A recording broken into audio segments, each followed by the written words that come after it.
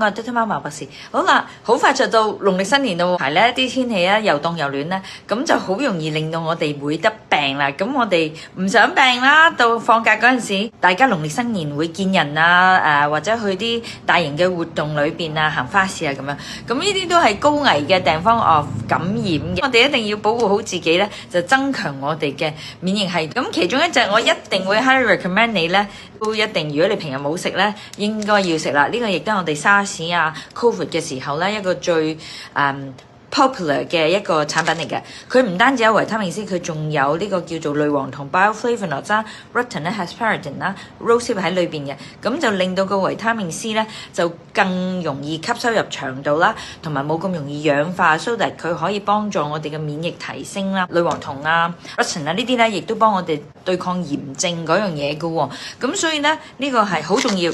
但係 Covid 嗰陣時咧，就因為個肺功能有問題啦。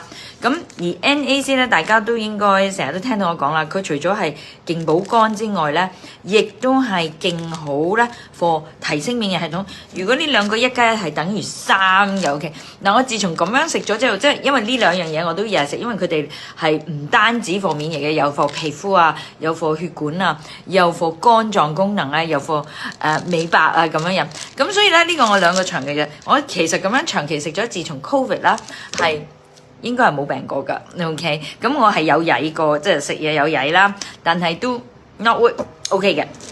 咁所以咧呢個 NAC 咧，佢咧同佢咧係做兩樣唔同嘅嘢，但係大家都 work on 個免疫細胞嘅，都特別適合啲成日壓力大啊，要有講呢一種叫做 oxidation stress 啊，或者年過50歲咧都係容易容易病多啲啦。呢一個都會配合埋佢咧，係一個強嘅保護嗰個免疫系統嘅作用嘅。